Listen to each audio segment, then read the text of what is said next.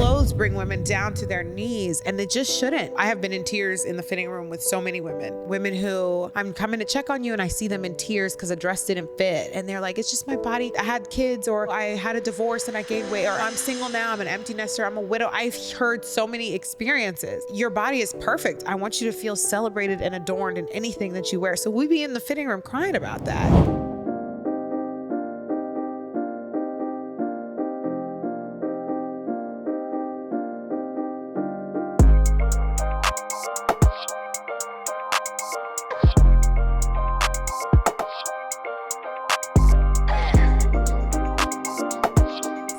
Welcome back to another episode of Women of Tomorrow. If you are new here, thank you so much for stopping on this video. Women of Tomorrow is a platform dedicated to the longevity and success of women. So if that is you, please take a moment to keep watching, like, comment, and subscribe. It helps us out a lot. Hi. Kayla. Don't make me weird. I can't help it. Why? Because I've known you for 15 years and we've just started to build our relationship within the past 4 years. Yeah. Like, I can't believe how long we've been friends and how much, like, you know, just to see you go through different stages of creativity, yeah, and turn those into businesses and really just say, I'm not defined by what people may have thought about my previous movement Yeah. or job or something that I did before. Yeah. I have a passion for this and I'm going to see it through, and allowing that to just move with you. Like, it's an Yeah. inspiration. Is it? Thank Yes. you. I think it was Oh my Leg God. Glove. The leg glove, yeah, the leg K. glove. Danae. K. Danae, Simply Put. Simply Put, which we had in the store. Yes, all those things I would love to revisit. And once again, thank you for my flowers, thank you for my bouquet. Oh my gosh. Because it's so funny, because just last night, another friend of mine, she reached out to me and she didn't even know anything about Women of Tomorrow. And she was like, how come I don't know about Women of Tomorrow? And I'm like, I don't know, you know? She had run across an interview, just like, I guess, on YouTube. And she was like, I'm so happy for you. I loved the interview. I need to binge and catch up on it, on all the rest of the interviews. And she just really spoke into me. She was like, this is great for you. Like, you're really good at this. And so obviously I promote the episodes, but I don't Right. really like promote me, like, in the process, you know? Right. So just to hear you say that, it does mean a lot. I'm gonna take it in. My whole family were fans of Simply Put. Do you know what I mean? Yeah. From, I think it was Christmas time, 2020. And I typed in your email address and you were like, oh, it's K. Danae. And I was like, I remember K. Danae from when I was from like 2010. Yeah. And so, for that conversation, which is also why it's so good to just open your mouth and say things, even when it might be weird. Because if you were anybody else, you'd be like, that's weird. You know? I'm not that girl. And and so I just think about how many things had to go right to get us to this conversation. Yes. It was like, I saw you when I was in college and you had your business and you're putting yourself out there. Yeah. And then you happened to come into my store and you happened to buy something. You happened to see something that I created that you liked. And then you had a product that we all really like. Yeah. Still. I'm so happy about that, because everyone, like Jordan and Don, they're like, they love your store, even though they might not have even bought anything from the store. Don has contributed. Yes. We appreciate you. Yes, he has contributed. But just you, like, it's undeniable for me. Like, I'm not impressed by a lot of things. Yeah. But when I like something, I like something. And just the vibe that you have created with Bombchel. Thank you. I just love it. I just love it so much. Like, it's full of life and full of, it is inspiring too. Thank you. And I want to start off with just saying, I want everyone to know, like, your story. Yes. Like, how did you get here? And you have a very unique, I guess, concept backstory to Yeah. your business. And I just want you to speak a little bit about that, like, Okay. where are you from, your family, and how did Yeah. it all start? Well, my parents are Liberian refugees. They came to America because of the war in the late 80s. And I grew up in suburban Atlanta. I went to Georgia Tech. And upon graduation, I was like, I want to go back home. I don't know anything about it, but I want to go back to Africa. I want to experience that life. Yeah. And I opened my first store in 2012 in Monrovia. And then we had to close in 2013 because of Ebola. Oh, wow. Yeah. And, but during that time I was like, okay, how can I make sure that I guess pandemic proof my life? Yeah. And so I went back and I did a crowdfunding campaign in Liberia to open a factory so that I could own my manufacturing. Smart. I never wanted anything to happen where I was relying on people to buy their pieces. I wanted to make my own. Yeah. Like, ownership is just so important to me. Yes, it's so important. And I want to speak to that really Yeah. quick. Like, having to open a store and close it within a year, I'm sure it was like devastating. Yeah. But what it taught you early on is that I need to be in-house. Yes. I need to be pandemic proof. Yeah. And it just prepared you for where you are now. Yeah. I believe in a really quick pivot.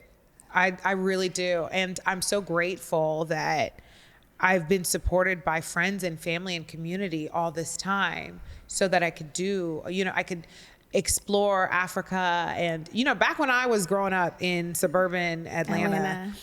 It was not cool to be African. I was called every name, every African booty scratcher in the book, Wow. and Yeah. nobody was interested in going there. People would talk about my food. And now we're in this society where everybody is so excited to get the Burna Boy album, and Yeah. people are going to Ghana for holidays just to experience it.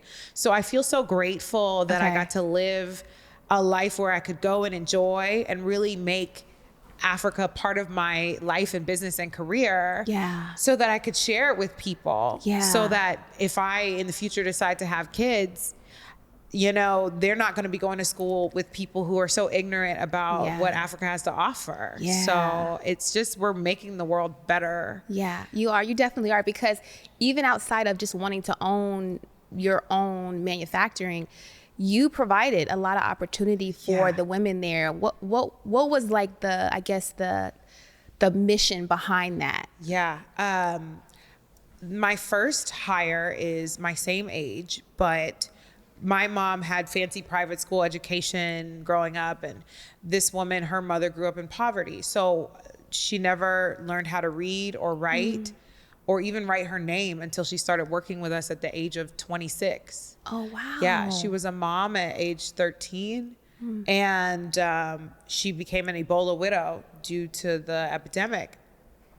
And bringing her in, I realized this factory was not just going to be about me making clothes and making a life for myself. It was like, we've got to make tangible, substantial change in the lives of the women that trust you with their futures.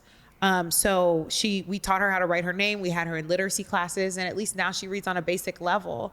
Wow. But with the salary that she made from working in our factory, she was able to put her daughter through school all the way through college. Wow. Yeah. So her daughter now is creating a new story for their family. Her mom didn't read, she didn't read, but now her daughter reads, Yeah. and is educated. And so that for me was a big thing. We are the same age. So I could have easily been in that situation. Yeah. And I'm so grateful, for everything that happens. I think the universe balances and everything happens the way it should so that we can create new stories for ourselves. She just had a son, my employee, she just had a son. And I'm like, how can I bring him here to America for a good school so that he can go back to Liberia and be president one day? But it's like an ongoing thing. And we just want to see how can we make the biggest ripples to make the biggest change. Yeah, Yeah. that's so beautiful. I think that's part of the reason why like your whole movement, your brand, your story just speaks to me like on a deep level. In the factory, like how did you even know which direction to go? Like as an entrepreneur, like you said, it's always a pivot. But I believe that it's always just taking that first step. Yeah, it is. You know, just like you don't know the first 12 months, but you know what this day can offer. What did you do? What was the first steps? And you just had the idea, okay, I know I need to own my own manufacturing. Yeah. Then what? So I had been working for a company for 2 years, and they laid off their entire staff, and we got a severance check. And I remember my severance check was $5,000. I felt like I had so much money to build this factory. That $5,000. You're gonna build a factory. Yeah, exactly. I was like, I'm gonna build a factory for $5,000. And yeah, that didn't go very far. But I was like, we're gonna keep doing it. Okay, and then once I build the factory, how am I gonna have orders, you know, to keep these doors open? And so yeah, launching on Kickstarter was I was really excited about it. I think also I've always seen people who are slightly ahead of me. And I've been able to ask questions. Like, I've been around such giving people. So I had seen a friend of mine run a successful Kickstarter campaign that ended up everywhere, and he'd raised hundreds of thousands of dollars. And I was like, I could raise like 50 or 60 and that would get us going. Yeah. And it did. And then it was like one thing led to another. Wow. And then we meet a celebrity who wants to wear something African. And then that gives us some more orders and more work for the women. So I still don't know really what I'm doing every day. I'm like, I don't know what I'm doing, but I'm just gonna put myself out there. Yeah. Because I think what the universe has given me has always been better than whatever I've planned. And I'm just like, as long as that's been the case, you know, I'm just gonna keep going. Your intentions have really guided you through the whole thing. But Totally. you can't say that you don't know what you're doing. I know you're modest. You're and so even sweet. me as an entrepreneur, we're like, I don't know. Yeah. But what have you learned? Like, you've learned how to hire, you've learned how to deal with the staff, you've learned about orders, you've learned so much. I've learned compassion is important. Compassion is the most important, because people want to work in a place where they feel valued. Yeah. You can't pay people enough to suffer. You know, Absolutely. So people want to be somewhere where they're valued. So I've learned that. I've learned that I really don't like to spend a lot of money on inventory, which is crazy because I have retail stores, like physical locations. Yeah. So right now I'm spending a lot of money on inventory. That doesn't make me feel comfortable, but as much as you can to make like smart purchases. Yeah. And I think I've learned that you really can do it all if you get out of your head. Like, don't doubt yourself. Don't write the story before it's happened.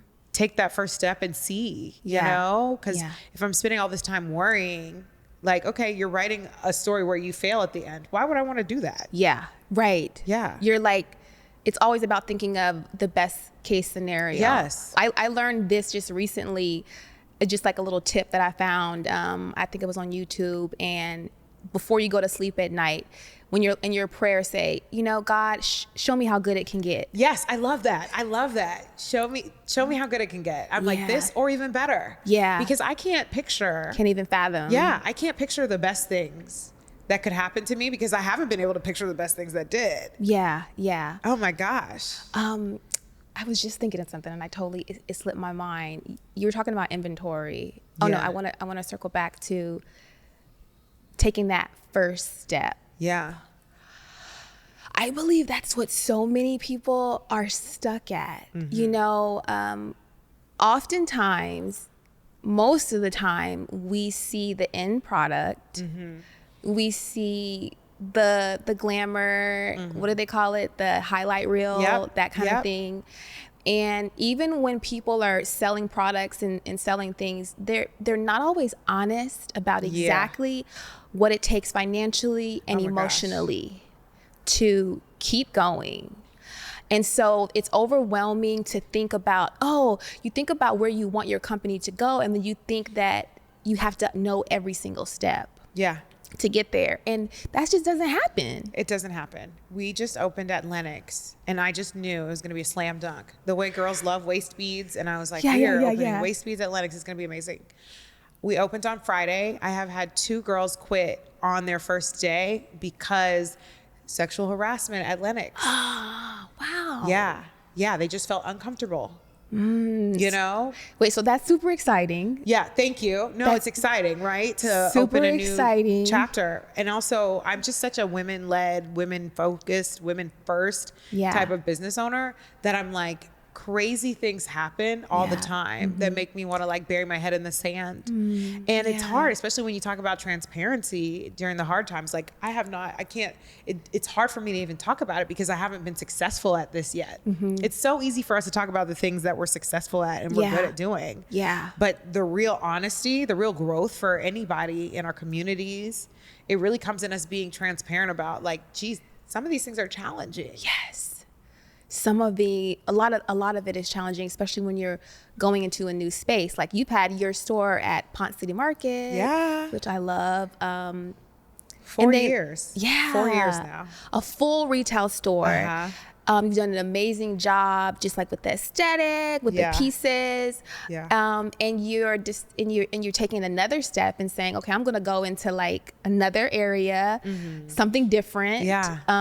And it's like, you just, what happened? What was the inspiration behind going in this direction? Well, I opened in Ponce during the pandemic because I had already been through one. So I knew people had about 6 months before they got tired of sitting at home. So I was like, I don't mind opening. We'll have something for people when they come out. And it's been such a blessing to be able to spread my culture to people through fashion, through the colors, through playing African music, mixing it with some hip hop and showing people how this is part of their lifestyle. And also, sometimes people want to feel good about themselves and not spend a lot of money. So opening a kiosk at Lenox was my way of kind of offering an express access to Africa, to West African traditions. Wherever people can go, you know, some people this is their first time seeing waist beads in a mall. And I would like for us to get used to seeing African products everywhere, you know? So whether that's Ponce City Market because you're a tourist and you've come from out of town, and Atlanta, this Black Mecca has so many different Black voices that we can show you. Or if that's Lenox, I'm on my way to Gucci. And on my way to Gucci, I stopped and I bought something Black owned that made me feel good about myself. That wasn't super expensive. Like, it's actually quite thrilling. So you've opened it. And then the two girls quit. I feel like was that scary for you to hear their experience? Especially today, I was there with my sister and a guy just walked up to her and was like, I want to smell your flower. I know that sounds so crazy, but it's like bizarre things happen as you grow too. And you're like, okay, how do I protect people around me? How do I keep people safe? How do I also grow? How do I say? But for me, I'm just like, okay, I'm going to take more shifts. I'll be the big girl. I'm going to work here. And not to say I'm going to put myself through crazy situations for the sake of my career or job. But for every crazy situation we may have, we're going to have 2 or 3 where people feel touched by the experience of like connecting with West African tradition or like excited by the opportunity to adorn their body. So it really all ebbs and flows. But again, the universe balances out. I want to talk more about the idea of you protecting your staff, who oftentimes become like family, right? Like when you're a small company, and like a woman with compassion, I feel the same way. Like I'm like, I just want everyone to feel human. Like you're human first. I care, you know, because I understand that none of this really matters if you're hurting inside, if you're stressing yourself out inside, if you're going through something crazy. But it is a business, right? So what do you have, like, what's the thin line between, hey, like, I care about you, I'm your sis, you're a big sis, but we have a business to run, I need you to be accountable, like even down to like legalities of like, hey, like, I'm not really responsible for you, but I do care. And I'm gonna do what I can to make this the best experience. Like, what do you go through with that? It's so challenging because truth be told, like I'm nobody's mother. And at the same time, I care so much. Once a young woman she's 22, she's in college or fresh out of college and wants to work in fashion in Atlanta, I see you because I was you, you know? And I want to make sure that this opportunity of working with me is beneficial all the way around. You're trusting me with your professional future, even if it's just for 3 months or even if it's for 3 years. We have some team members that have been with me for about 3 years. Wow. And I'm so grateful for that. But it's a testament to the fact that anything you bring to me, I care about it. Because I feel like I'm built that way. Anything that is a concern to you, I want to hear about it, you know, because I want to make this space better for people moving forward. And even when we think about it as small business owners now, like these kids will quit. You know? They'll be done. They be like, oh no, I don't. When have I to was do a kid, this. I was quitting. I was going to the bathroom and not coming back. I know that's I had right. a couple. I had a couple of jobs. At like 16, I had like a holiday job and a summer job, and I quit. Yeah. And I just don't want that, you know? I actually want to be, my goal is to be everybody's favorite boss, you know? It's like, I want to think about it. You're graduating, like for sure take the week off and here's your cake. Like, Yeah, yeah, you the know, little things. You going through something with your family, like, okay, I'll figure out how to cover these shifts.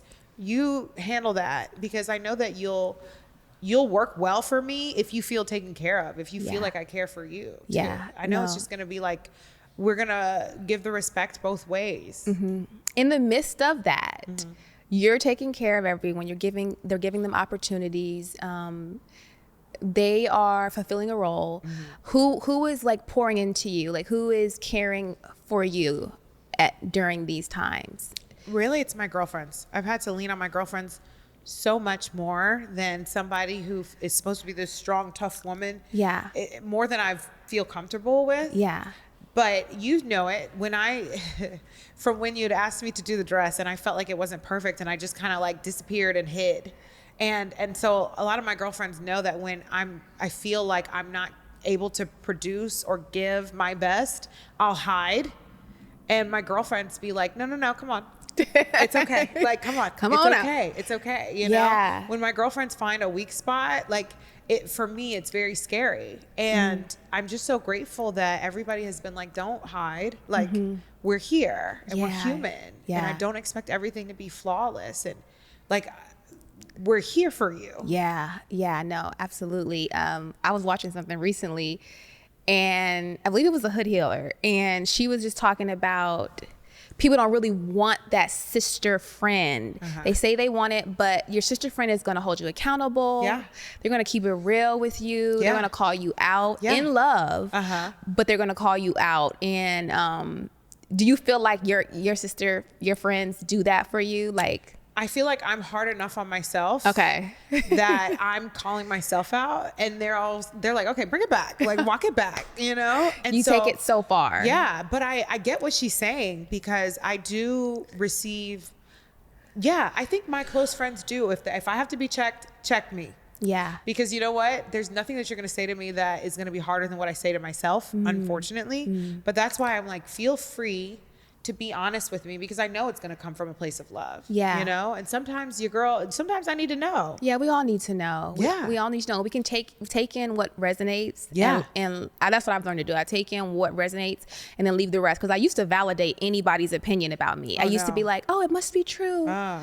And no, it absolutely is not true. Because it comes from their experiences. So it's an opinion that they formed based on their experiences. Yes. They don't know your experiences. Yeah. And sometimes it's like you have to sit with things for a little bit. Maybe you don't take it in, it's not all validated at that moment in time, but definitely I'm good for looking back a month later and being like, you know what, there's some merit to that. Yeah. Sending it through a screening process. Yeah. Filter. A filter. Yes. I'm going to filter everything that comes in so that I'm not just absorbing everyone else, maybe projections and things like that. Right. Like it's that time. We can't just be taking everything in. Right. Yeah. It doesn't work. What is the disappearing act about though? Is that a shame? I don't know why, but I think it's a shame thing. You know, oldest daughters, high achievers, business owners, it's like everything I do is supposed to be perfect. And when I fall short sometimes, like, I feel like I've failed. It's a shame response. And when did that start? Do you remember when it started? I don't know. I feel like as long as I can remember. I'm working on it though. How are you working on it? I don't know. You're acknowledging it. Yeah. Yeah. That's the first step. Yeah. But and the same thing happens for me. Like, once you get to the being able to admit it, acknowledge it, it still takes a hell of a long time to actually embody the change. Yes. It takes a while Yeah. to integrate it, I should say, Yeah. into your life. But we have a while. Yeah. If we're lucky, Yeah. you know? So anything that I've been doing up to now, I've learned it, right? Mid-30s. So I've still got time Yeah. to be exactly the person that I want to be. Yeah. You know what I mean? Yeah. Like, I'm not a finished product. Yeah, absolutely. I'm always changing. That's I'm always good. evolving. I want to be better. Yeah. You know? So it's like, if I just pick one or two things to make myself better at as I go along, I'm going to be amazing when I'm 70. Yeah, no, exactly. And fine and thriving, Hello. all those things. I'm going to learn how to drink my water and do aerobics and, you know, Yeah, make time no. for my friends, all of it. I love what you said. You're not a finished product. No. But as a person who has dealt with people pleasing, shame, and guilt, all those things myself. Yeah. I think it's really important that you dig in a little bit more with that shame because there's nothing to be ashamed about. You're right. There's really nothing. Who's going to check you? Exactly. I mean, if your friends will check you, but you know, like who deserves to shame you No, you're right. for a mistake? And why are you said it. You said you're the oldest daughter. Yep. So you are what is the word? You are my sister is the same way. Yeah. Oldest daughter, super. It's like we're the family manager, to be honest. Yeah, I feel like she is her performance. Oh. She's not to say performer in a fake way, but more so my value needs to show up and be able to tangibly be seen by everyone. And that tends to happen through accomplishments and achievements. Yes. Versus just being a good, you want to show the wall of accomplishments. Yeah. Yeah. And I don't know when we decided that accomplishments determined our value or worth as a woman, as a human. Yeah. As just someone who exists on this planet. Yeah. I really think, though, that's why I'm so grateful to have, like, my girlfriends, because I'm allowed to be flawed and I'm allowed to learn and develop and grow. And it's not because I've accomplished this or that. Yeah. It's just because I've been a good person. Yeah. I've been as good as I could be. Yeah. You know? Yeah. I think you're great because not many people would have given me the opportunity to put my new brand of deodorant in their store in Ponce City Market. It was, we're fans. I mean, I can't tell you that enough times. We're fans. Imagine how many products that that were similar that you could have gone with. Yeah. Things that were established, things Right. that would have brought you maybe notoriety for having it in your store. And you really were like, let's do it. And over again. Yeah. Each time. And it's such a joy, I think, to see you go through all these different business paths, right? But also when you sold your deodorant and you and your mom Yeah. were doing the pop-up together, like Yeah. that's not different than the fact that I think two of my sisters were working with me in the Yeah. store that day that I met you. Yeah. So sometimes it's not about bigger brands. Sometimes it's brands that resonate and it's like those similar journeys. Yeah. And it's like, let's say that you decide, simply put, like, that's it, right? We're done with it. It's not, but yeah, go ahead. And I don't want it to be because Yeah. in the end, it was like we've used the same branding people, development people. Yes. Like, it's nice.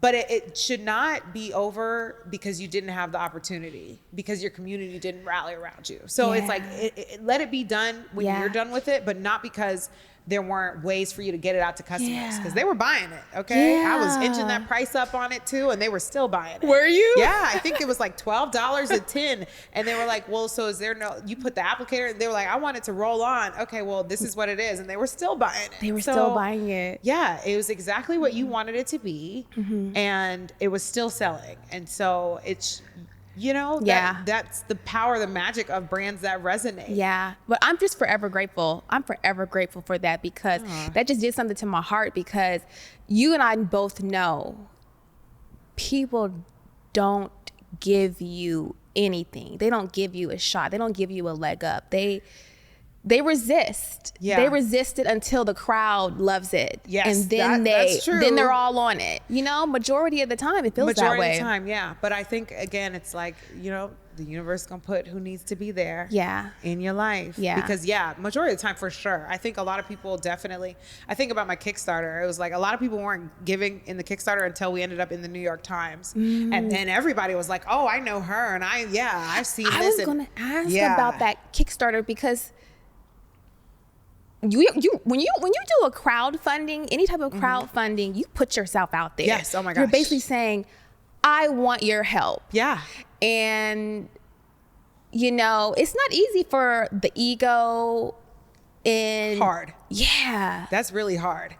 And so what were you thinking? Was your purpose was so much bigger than how you felt? Yes. That's always been it. Is like, okay, you're not going to be successful because you're shy or because you want people to think you've got it all together and you don't need help. Like, yeah. And also, people want to be a part of something cool. And I just really believe that all the things that I'm doing are really cool things. Yes, they are. I believe it. So it's really not hard for me to say, like, join me on this journey because it's going to be a blast. Yeah. Yeah. You always bring that energy, though. It really is going to be fun. It may not be successful, but it's going to be a good time. Yeah. You know? Yeah. And so I want you to only like come in at the level that you want to come in. But I think it's worth it to try new things with me because I'm going to do it. Yeah. That's inspiring though. For me being like, I'm kind of shy. Yeah. So I'm kind of shy too. Kayla, I really am. Are you shy? Yeah. Well, okay. I remember because you're just now you were talking about your sister circle, your friends who have supported you. I do remember a time when you spoke to me in confidence, and we can cut this out. No, put it there. But you were like, I feel like no one's like inviting me to stuff. I feel like I invite people to stuff, and they're not inviting me back, and I'm not. You were kind of feeling I guess hurt by what was happening in your circle. Yeah, I have felt that way. You know, it's hard to move back. Okay, so I lived in Liberia for 10 years, and then I came back, and it's like maybe I had 2 or 3 friends from college, and it's like, okay, they've been building other friendship relationships while all you were this gone. time. Yeah. So it was very interesting for me to realize like it's not about you. It's just that life has moved on. And what I do think the lesson in that was I was able to make new friends that maybe I had a lot more in common with at this stage of my life. Yeah. And I'm so grateful for that, you know? Yeah. So sometimes while we're in the lesson, it can hurt. Got it. You know, but after, when you look back, I'm like, wow, my core group of friends, like if I had an 8-person birthday dinner, I know who I would invite. Like, it has changed. So you realize that you just need to tighten your circle up. Yeah. Like the people that weren't inviting you, pay them dust. And I needed to pay attention to the fact that sometimes people are moved out so that others can move in, you know? Yeah. It's not the 3rd grade where we have a birthday party and the whole class is invited anymore. It's like we get the opportunity now to be picky about who's in our inner circle and how we grow as people. Yeah. And I needed to take advantage of that. And so you took some time and reflected on how you were feeling and maybe why you were feeling that way. Right. Yeah, I did. And then I also was like, okay, if you want to be invited to things, well, invite people. And then if you, and you'll see it reciprocated. Yeah. You know, and just listen sometimes. Like close your mouth, pay attention, and see what relationships are really becoming stronger, you know? Yeah. Are you one of those friends that addresses things right away? Yeah. And I probably should like chill. Why? I feel like I need to sleep on things sometimes. Okay. Maybe like just reflect on what somebody else's personality may be, you know? Think about somebody else's point of view first, but I'm like, this is how I see it. Blah, blah, blah. Yeah. Don't get a drink in me either. Forget it. You get it Then right. you just loose then. lips. Yeah, absolutely. So I feel like there's a thin line between that because there's people that wait too long to address things. True. And then the other person's forgot. Right. And then they're like, why are you bringing this up from a year ago? Yeah. And then it's just like lost in the sauce. Right. And then you're saying, you've realized that sometimes you act too quickly. Yeah. And you just need to sleep on it at least a night. Yeah. See if things is it trending behavior? Is maybe they had an off day? Yeah. You know, we have to give people grace. Yes. Lots of grace. And if we want grace, we've got to give it. We've got to give it. Yeah. And just working on our discernment to really be able to discern, where is the intention behind this What action? do you feel like? Do you prefer friends that address things immediately? Yes. Okay. I mean, I'm not going to say immediately. But like quickly. Yeah, like think about it. Make sure, I do appreciate that, thinking about it. But I'm at a point right now where like I'm ready to take accountability and I'm ready to learn from the situation and be better. For me, like I don't have a lot of close friends. And then I started to realize like, okay, well, what is it about you? I realized that I had stopped putting in effort. Okay. I stopped putting in effort. And so I said, okay, well, you gotta kind of be that person that you're wanting. And so it's a two-way street.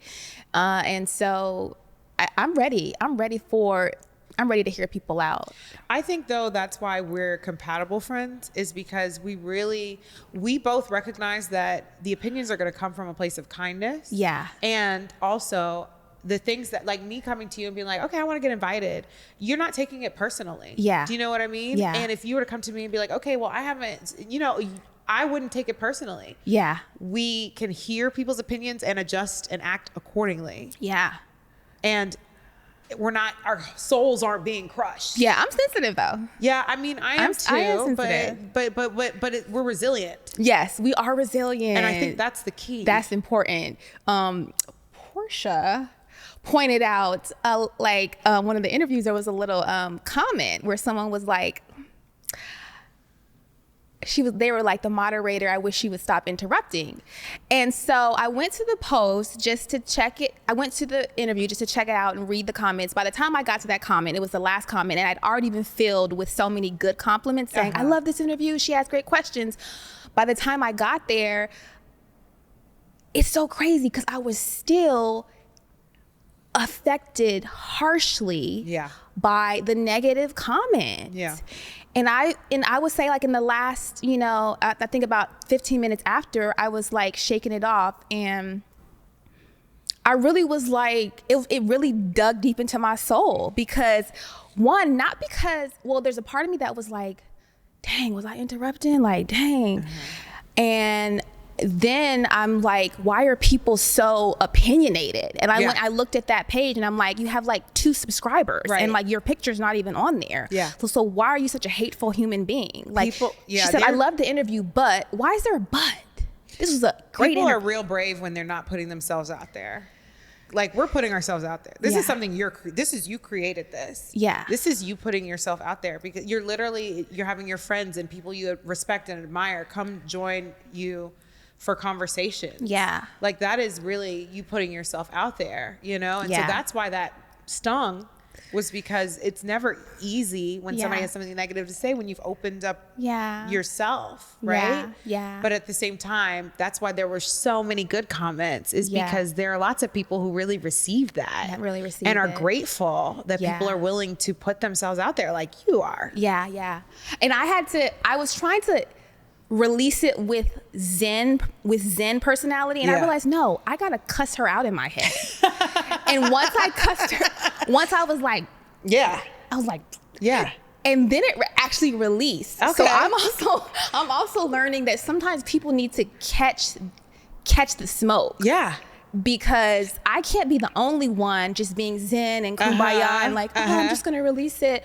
Like, no, we've talked about it on Women of Tomorrow before. There is necessary anger. Yeah.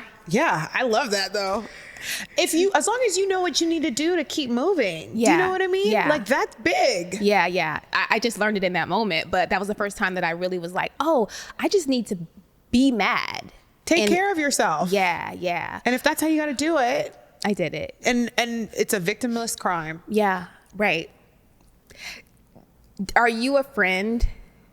Because I think this is one thing that kept me from friendships for a very long time, is not knowing how to deal with conflict resolution. Yeah. So if I got into an argument with someone, I didn't know how to come back from that. Okay. But you having so many sisters and a big family, did you learn that early? Yeah, totally. I forget about it very soon thereafter. Okay. And in the future, there will be lots of jokes about it. Like, it'll be like, do you remember? I thought her head was going to turn around or something. Like, we are going to laugh about that fallout.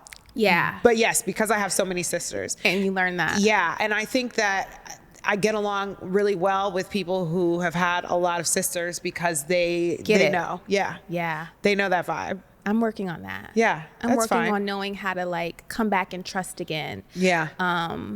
Because a lot of times I guess I took I feel attacked, and will they ever see me the same after this argument? And can I ever trust them? Because now I see that they don't really like me, or, stuff like that. I don't know. For me, I also think that if we do have to like move past something, there's nothing two gin tonics won't fix. Seriously. What about when you don't drink like that, sis? Well, I don't know then. I mean, I do like my little sativa. I mean, we can have a blunt, like for sure, know, but something to kind of like open it up so that we can go back and forth and have the conversations. Because there's no way after you feel a good vibe, you're going to walk away with resentment. That's true. For sure. Definitely. I have two sisters who are sober. And so, definitely they're not into the alcohol as the way. Right. Yeah. But also like, okay, so what we going to do? Because you need? If we care about this friendship, then we need to come together. I love that. And then we'll walk away fine. Yeah. No. The world is not an episode of Basketball Wives. Thank God. Thank God. Thank right? God. Yeah. They're not even, I think that we are being tricked into thinking that maybe is how women move and how they should move. I think so too. We're seeing these reality shows and we're feeling like, well, they had that conflict and then they threw a drink and then it's just so violent and stuff. So we don't even want to get near each other because we don't trust what somebody else is going to do. Yeah. Yeah. No. It's crazy. Yeah. It's nuts actually. I wanted to ask you about your college experience because I don't even like to use the word black, but being black women, I feel like I was encouraged for, historically black colleges and all that kind of thing. Were you, and what was the choice? Why was the choice to go to Georgia Tech? Yeah. So did you feel embraced? I visited Howard. My mom went to Howard for grad school. Okay. And that same weekend, I visited Georgia Tech. And I'm not going to lie to you. Howard had the vibes, but Georgia Tech had the money. And it was like the nicest building on Howard's campus looked like an average building on Georgia Tech's campus. And so I say all that to say that I hope that all those proud HBCU graduates give back to their schools and like really help make those schools places but for me, it was just like, I loved Atlanta.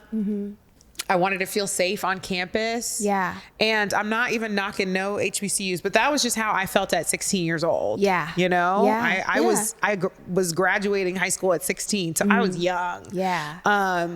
And I felt like the black community at Georgia Tech was so tight knit that I did feel like I had a family, a really supportive family.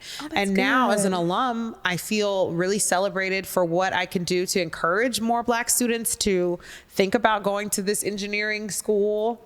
I feel encouraged. Like I'm unique. I'm unique as a African fashion clothing designer that went to a school that produces mainly engineers, you know? And so my gifts are really celebrated there. So maybe I feel special, But you went with your heart and went with your gut. Yeah, I did. And you ended up there and you had a good experience. I did. I really did have a good experience. That's good. Yeah. It kind of reminds me of the conversation of like how black women are kind of scared to even date outside the race. Okay. Because it's just like the like unfamiliar.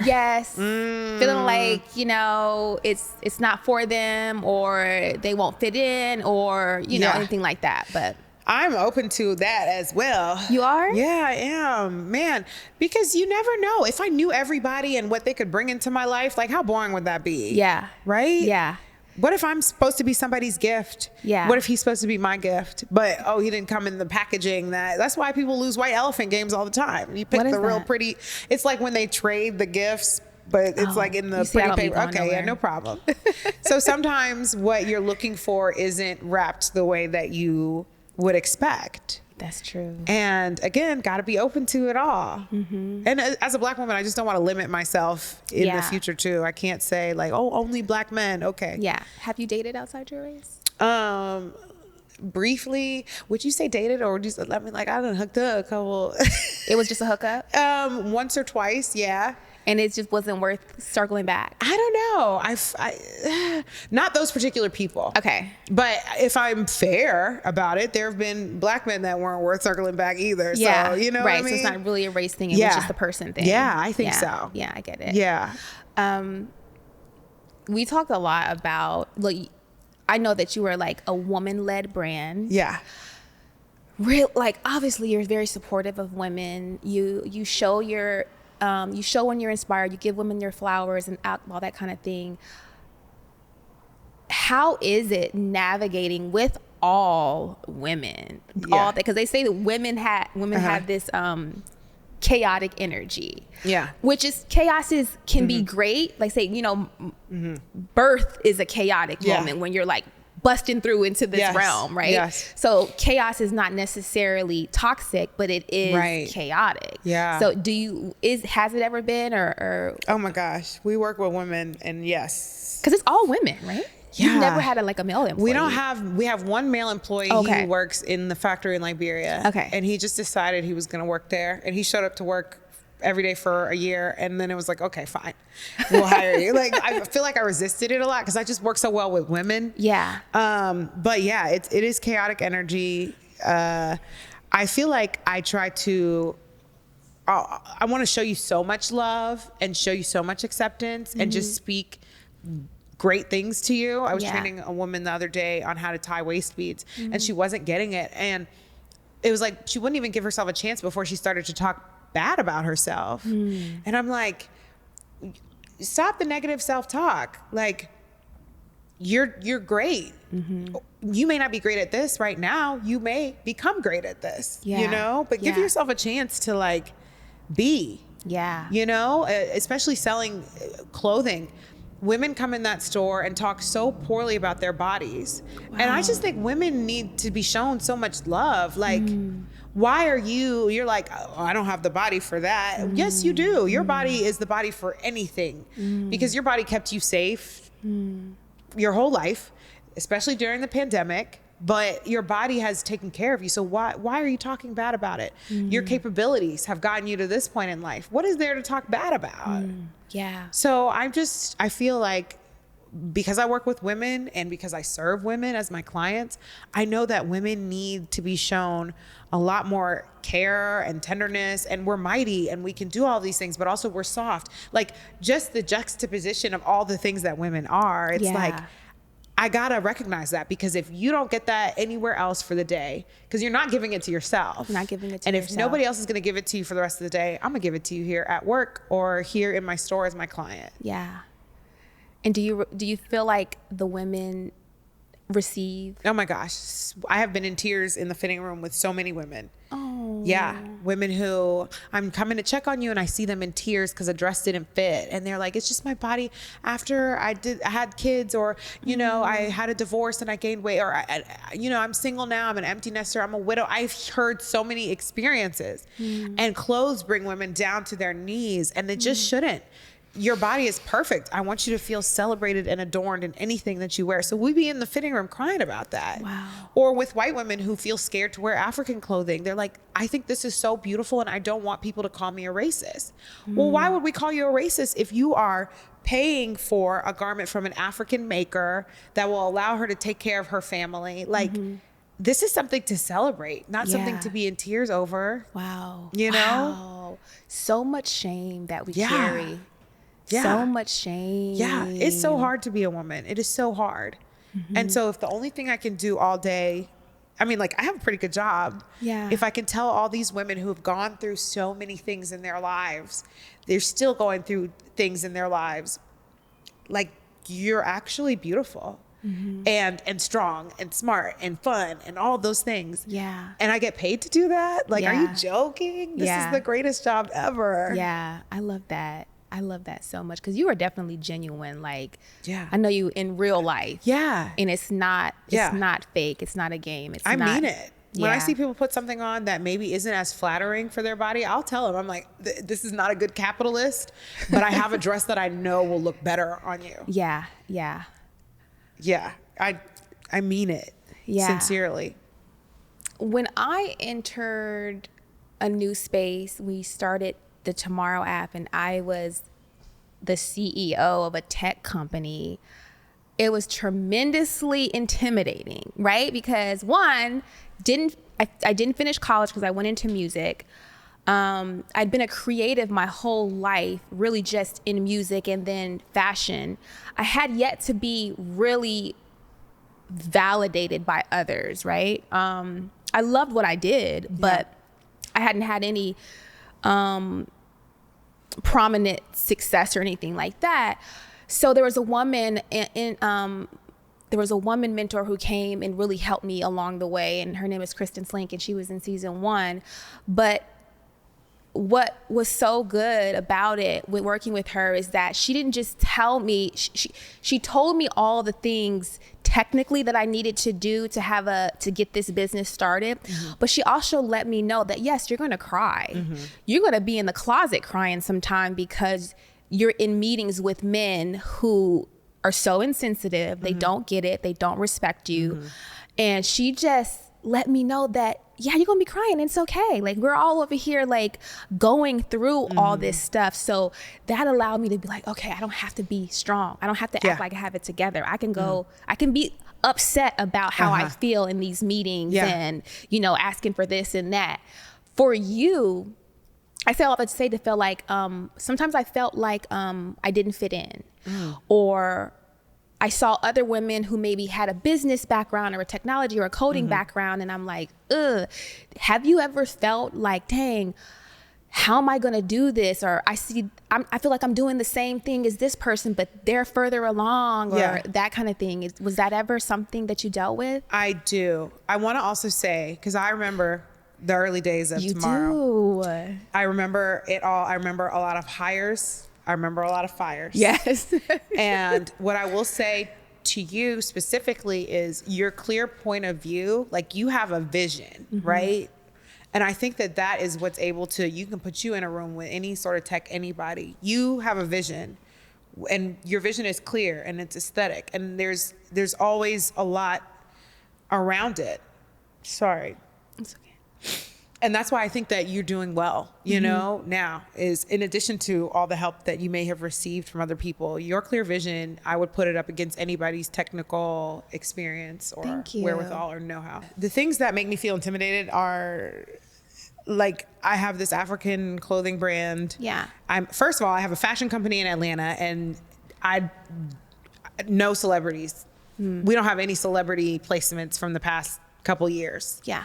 I have like one notable celebrity placement that I always bring up, but it's been like almost 10 years now. So it's just, you know, and I see a lot of the African brands all over, like watching Beyonce's whole concert, and, you know, I'm seeing all these Black women designers, and I'm just like, I don't even know how to connect, or what should I do? What could I do differently? It makes me feel like my style isn't fire enough, you know? It's like, okay, maybe I'm not innovative enough, or maybe my clothes aren't. But then that would be insulting to the people who have spent millions, because we've done lifetime sales of $2 million. Wow. So it's not, these people can't be the gatekeepers for what is hot. Right? I'm like, I have clients who are diehard Bombchels, who have sections in their closet dedicated to things that I've created.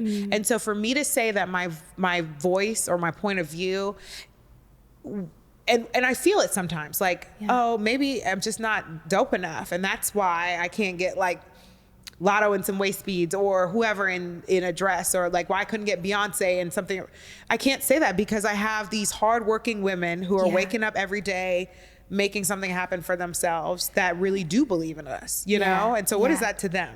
You know? No, that's true. And I got to be grateful for that. Yes. And just because my time hasn't happened yet doesn't mean it won't happen in the future, you know? That's why we just keep trying things and taking new chances. Keep you know going. what I'm saying? Yeah. But definitely, I feel that all the time. Okay. You know, when I want to be in Neiman Marcus. I want to be in Nordstrom. And I'm like, oh, the buyers haven't, but maybe, okay, they just haven't seen you yet, or they haven't seen the best of you yet. And you meanwhile, isn't Neiman Marcus going bankrupt? Yeah, I mean, exactly. No shade, They closing. Yeah, you're right. Retail is changing. It is changing. And maybe the way that I do it is going to be the way that saves the day. Yeah. You know? Yeah. But it would be so, like, I do so many times, I feel like, oh my gosh, why have I not reached this or gotten this done yet? You know, all these people have. But then I'm like, but Kayla wants to collaborate on something for Essence Festival with me. Yeah.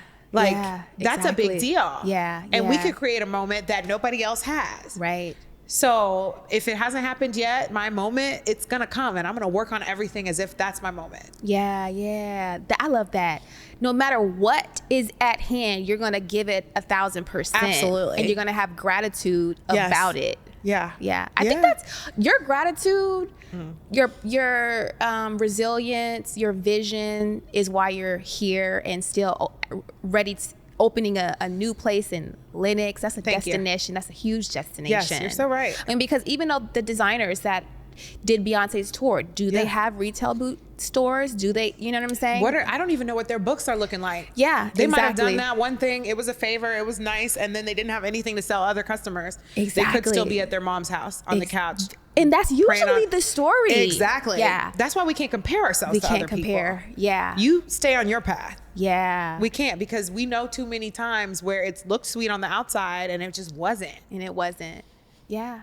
That's a word. That's a word. Right? I have a couple. I really just have one more question. And then I want you to just tell the people about everything that's going on. Yeah. But what would you say? What tip, the biggest tip or life lesson or affirmation that you could give women who are, I know a lot of women that have been in corporate for 15 years and now they're like, I'm doing my own thing. I'm creating a book. I'm creating a deck of cards. I'm about to open a beauty bar. Yeah. They spent so much of their life working for someone else, and now they're seeing the value in having their own thing. Yeah. It's a challenge, right? When you've been doing something half your life, it's like to even step out is scary because we're scared. We've been doing it our whole life, and it's still scary. Exactly. What do you do to affirm yourself, and what would you tell someone else if you could tell them one thing? If I could tell people one thing, if you're interested in trying something new and it might be scary, it's like everything's scary because we've never done it before. So do it anyways, because like, I know it sounds so cliche, but how else am I supposed to grow if I don't know how to do something different, right? For 4 years, I've been running that same store at Ponce. And sure, we've been trying little things here and there, but for the most part, I know that we're going to open at 11, we're going to close at 9. Yeah. You know, but now I have the store and I have Lenox, and Lenox is a whole different market. This is something new that's challenging me. And I've been crying about it, and I haven't been sleeping. And I still say it's not going to defeat me, you know? Yeah. It's really not going to defeat you. It's not going to defeat. Yeah. So basically it's like, what do you measure what you really have to lose in a situation of like betting on yourself? Money, it can be made back. Money can be made back. Yeah. Yeah. And I know that sounds so hard to say. My mom was a single mom, you know? And so I don't take lightly like when people can't afford things, you know. My mom was a single mom who remembers when $20 was stolen from her and she didn't have another $20, you know, had 5 kids and was like, we got to wait till payday, you know? So I know that is hard for some people, but at the same time, like the grit, when your back's up against the wall, like how I feel right now with my new location and stuff, I'm gonna figure it out. Yeah. You know what I mean? Yeah. And that's just the most important part is like, I'm impressed by myself when I make some really, really hard things come to life. And does that build you up on the inside knowing that, okay, I did it before, I can do it again? Yeah. And I always say I've done crazier things than this, but I also always think about like my journey as a Liberian woman specifically. My ancestors were slaves that were taken from Africa, survived the slave ship, survived that journey, survived slavery. Mine survived slave rape that whitened their bloodline. that made it so that they went and took another journey back to Liberia to settle a region in Africa. Like, these are hard things. Yeah. Opening a store When with you compare trendy products. Do you know what I mean? Where I get to still sleep in my $3,000 a month apartment. Yeah. You know, like my ancestors survived the hardest things. So it's in you to survive. It's in all of us. It's in all of us. Really, it's like anybody could really look up and they could start with their mom and the hard things that their moms did and their grandmothers and all those things. Yeah. We have choices. We have the ability to put our own names on bank accounts. Yeah. They didn't have that 2-3 generations ago. Yeah. Got it. As women. I love that. No, that's beautiful. You know? Remember who you are. Remember where you came from. Yeah. The bloodline that you came from. Yeah. Absolutely. I want to close out, but before I do, I want us to pull a card from Reflect and Affirm by Rochelle Sine. Do you want me to grab the deck, or do I'm you going to grab it. Okay, I'm just over there looking at it like I'm not. You grab it. No. I love to pull a card. So you're going to pick one and then. Do I shuffle or no? Yeah, shuffle. Okay. All right, cool. But I feel like that's where you're reading it from, that side that you're looking at. Okay, so flip it over? No. Okay. All right. You're asking that first. Okay. Yeah. Okay, I'm going to ask the question. Mm-hmm. All right, cool. Sorry. You're going to ask yourself a question. Okay. That's great. I love cards. Like, I really do. Yeah. Because there's just affirmation cards. They're not like. Yeah. No, that's cool. Because I always think that maybe this question that I'm about to read is like something that was meant for me for today. You know, I'm one of those people. So yeah. What is a challenge that you have overcome that has made you stronger? Like, of course, this is perfect for me. Like, yes. I'm like, wow, that's crazy. Because I feel like that's the whole thing. One challenge that I have overcome that has made me stronger. Gosh. I'm probably, I mean, I would say opening the store. Yeah. Right? But that was my most recent big challenge. And if you ask me this next year, it's going to be opening Lenox. Yeah. And then if you ask me after that, it's going to be raising capital. Yeah. So what I'm grateful for is that I'm always putting myself in these challenging positions that allow me to grow and become stronger. Yeah. You know, because definitely I thought opening that factory and finding work for the women was going to be the hardest thing, but it wasn't. And I'm a work in progress and I'm grateful for that. Yeah. I'm grateful for that too. Yeah. Oh my God. That was so good. Thank you for inspiring us. What Do does you it want me say to on the read back? it? Yeah, read it. I am resilient. We said that. Yes. And strong. Yes. Capable of overcoming any challenge. Yes. We said all of that. That is like the theme for our conversation. Let me read that too. So necessary.